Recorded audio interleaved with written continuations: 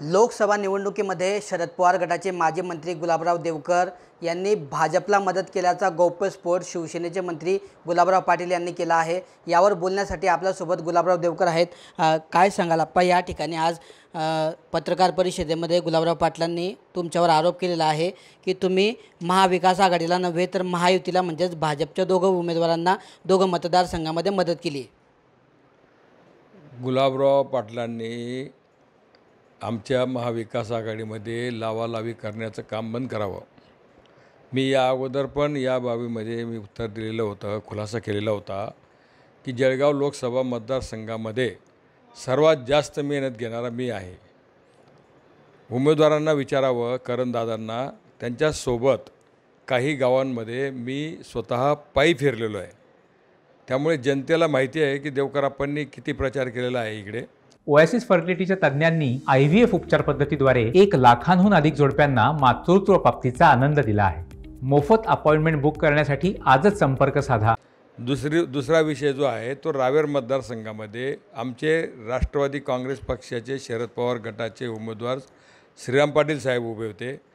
त्यांच्यासुद्धा प्रचारासाठी मला जावं लागत होतं। दोन्ही मतदारसंघांची जबाबदारी माजी मंत्री म्हणून आमच्यावर होती आणि त्यामुळे दोन्ही मतदारसंघामध्ये सातत्यानं प्रचार करण्याचं काम मी केलं। भारतीय जनता पार्टीच्या संदर्भामध्ये जर कुठे प्रचार मी केला असेल त्याचा एक पुरावा उदाहरण द्यावं त्यांनी। मी माझ्या सगळ्या राजकीय जीवनाचा प्रवासाचा मी राजीनामा म्हणजे राजकारण मी त्या ठिकाणी थांबवेल।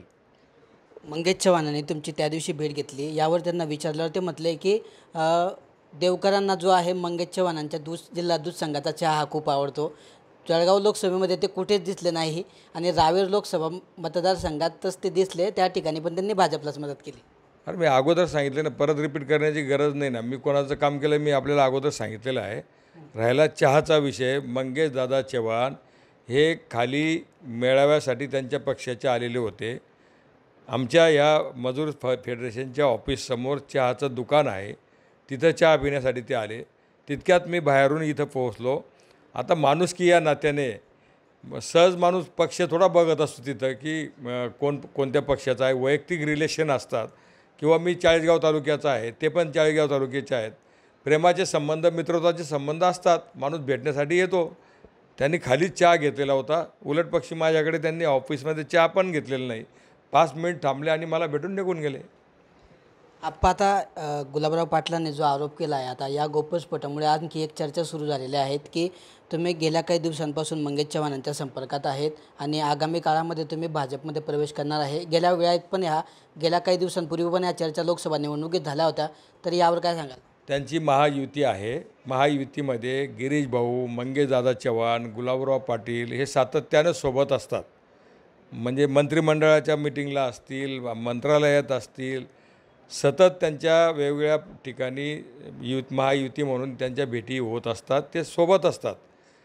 त्यांनाच विचारावं की गुलाबराव देवकरांचे तुमचे काय संबंध आहेत, गुलाबराव देवकर तुमच्याकडे येणार आहेत का, विचारा त्यांनी विचारावं। भाजपमध्ये जाणार? मी पवार साहेबांचा कट्टर कार्यकर्ता आहे, मी आहे त्याच पक्षात राहणार आहे। तर हे होते गुलाबराव देवकर यांनी सांगितलं आहे की जर मी लोकसभा निवडणुकीमध्ये भाजपला जर मदत केली असेल तर ते गुलाबराव पाटलांनी सिद्ध करून दाखवावं, मी राजकारणातून संन्यास घेईल, असं थेट आव्हान देवकरांनी गुलाबराव पाटलांना दिलं आहे। किशोर पाटील, TV9 मराठी, जळगाव।